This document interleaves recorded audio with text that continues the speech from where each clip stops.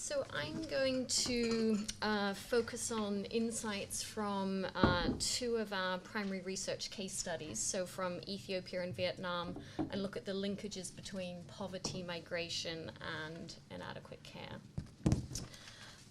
So as Rachel's mentioned, we had a broad definition of inadequate care and focused on the extent to which it was compromising children's developmental needs, including nutrition, health, and safety, but also their emotional, social, and cognitive development. So when we first started thinking about our country case studies, we were initially interested in exploring trafficking in both of these contexts, but actually the scoping exercises prompted us to look at child protection deficits in the context of migration more broadly. And this is for several reasons. First of all, we realized that the scale of the problem of inadequate care in the context of communities with high rates of migration was widespread and involved, far greater numbers of children than those who would fit into the more narrow definition of victims of trafficking. We were also cognizant of the UN's work highlighting the problem that links between poverty, migration, and child protection deficits are under-researched. And we also really wanted to explore the vulnerabilities of children and adolescents affected by migration that have been largely overlooked in the migration and child agency framing. So I think it's really telling, for example, that the opening sentence in the POP Council's Girls on the Move report began with, migration offers adolescent girls the possibility and promise of opportunity, quote unquote. Yet what we were finding was there was definitely a much darker side also worthy of focus. So in terms of our research methods, we worked with local partners, so in the case of Ethiopia, with colleagues at Addis Ababa University and the Social Affairs Consulting. And then in Vietnam, we worked with the Institute of Gender and Family Studies in Hanoi. And together with our local partners, we co-designed in a write shop the research instruments, piloted these, and then further adapted them to national contexts. And we used a wide variety of group and individual interviews and talked also to officials at national, regional, and community levels. In terms of the data analysis, we had quite structured daily debriefings in the field each day. We then had post-field work oral debriefings with the full fieldwork team to capture the rich insights that they had garnered during the fieldwork process. We then transcribed, translated, and anonymized all the interviews and coded these in a thematic matrix, and also wove in the insights from Rachel and Alla's study as well as national level literature reviews. So to begin with, I'm just going to share some insights on our Ethiopian case study, and then Kia is going to delve in more depth in her presentation. So here we were focusing on what's now being dubbed as Ethiopia's maid trade, and we were wanting to understand what was happening in the large-scale international migration of girls and young women from Ethiopia to the Middle East, where there was some, at the time when we started, at least anecdotal evidence of quite a blurred line between trafficking and migration. And our overarching research question was, to what extent is income poverty a driver of this phenomenon? And what we quickly realized was that the very poorest girls are not migrating abroad. Often these girls are ending up in highly vulnerable domestic work roles within Ethiopia. And that's been a subject of quite a lot of research in the country. However, poverty, and to an extent inadequate care at household, community, and household levels is playing an important role in driving these girls out of Ethiopia and to a range of countries in the Middle East. I think what's key to highlight is that migration and the remittances it brings are really vital to Ethiopia's economy and have played a major role in recent poverty reduction efforts. And the World Bank in 2011 noted that now Ethiopia is one of the top 10 remittance recipients globally, taking in nearly 400 million in 2010. And this is remarkable given that Ethiopia has actually doesn't have a long migration history compared to many other sub-Saharan African countries.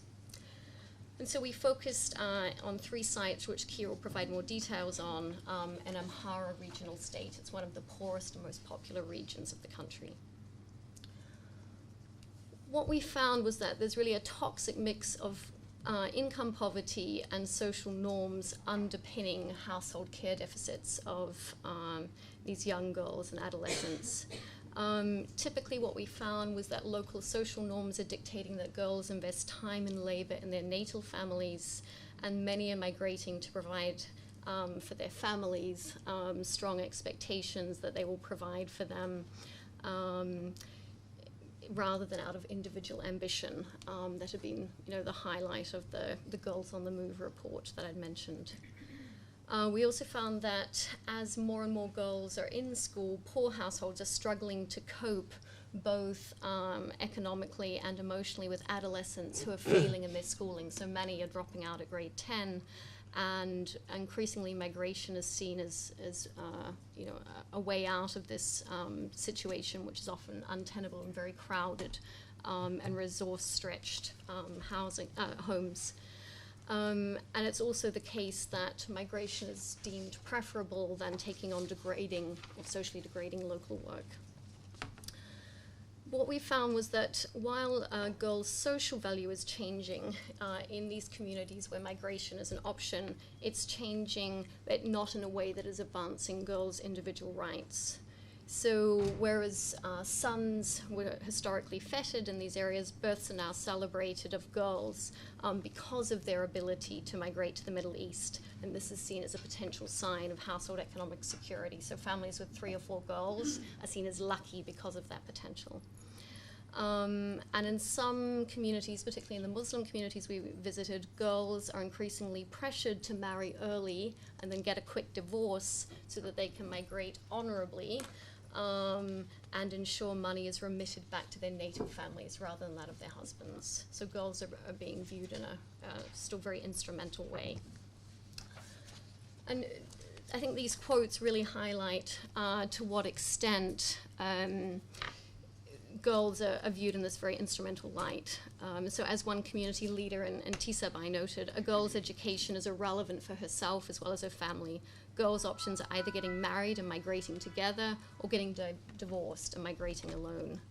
Or another one from Hara said, "We parents don't consider the problems our daughters suffer. We focus only on the money they'll send us. We regret it only when they return after sustaining serious bodily damage," which Kia will go into later.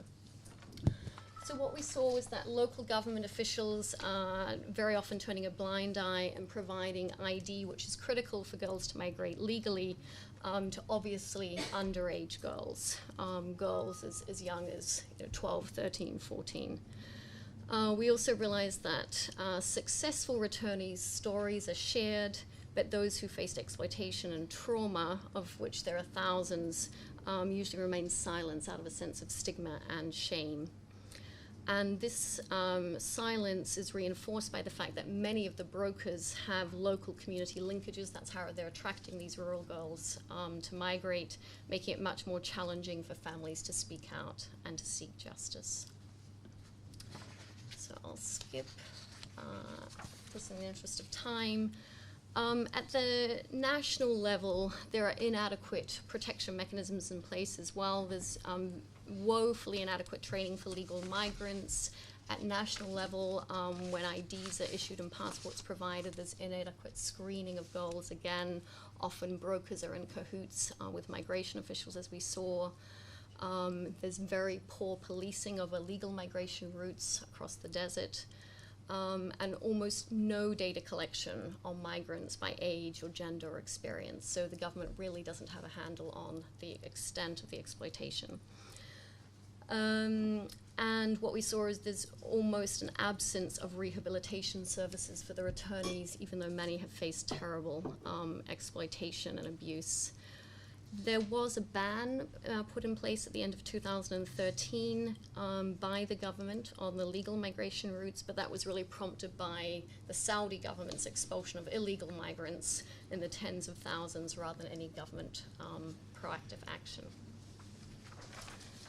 So turning now to a very different context, but also highlighting some of the same problematic dynamics.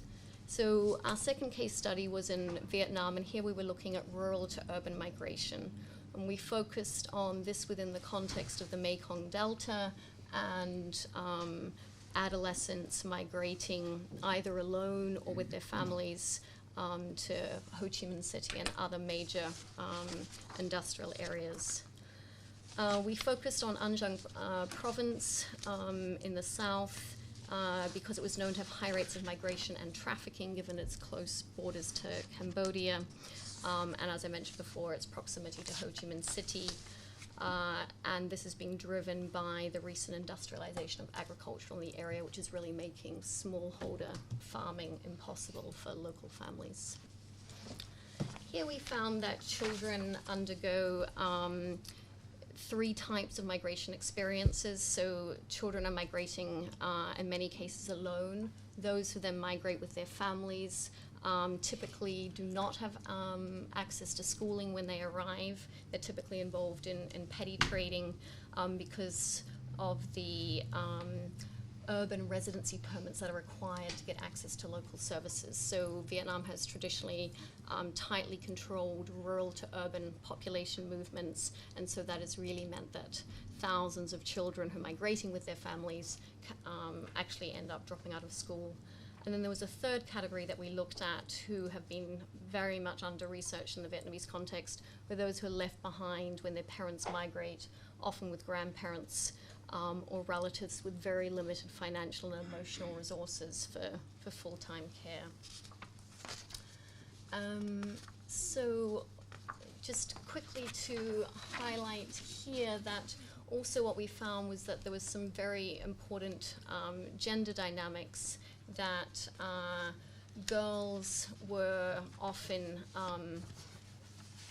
doing better in school and were migrating because they wanted to, or that there was filial piety obligations to remit back to their parents. There was much greater pressure on girls to drop out than boys, even in the case where boys in the same family were doing much more poorly in school. And this was a pattern that came up again and again. So I've been given the sign that I need to wrap up. So I'll just conclude with some overarching policy and programming implications that arose from both of the case studies. I think our first key recommendation is, and fits very much into Rachel and Ella's findings about the importance of economic strengthening, is that there really has to be much greater efforts to address the drivers of child distress migration. So that could also include strengthening social protection systems that facilitate school completion, whether that's through scholarships or loans or cash transfers. And in addition, there was really a strong need highlighted to support more diversified school-to-work options. Then secondly, obviously, in the case of international migration, it's vital to make legal migration routes safer and more streamlined, but to focus on that for young adults and to really crack down on brokers who are exploiting the children in that process. Thirdly, eliminating illegal migration and trafficking, it's going to require much greater coordinated national and international efforts.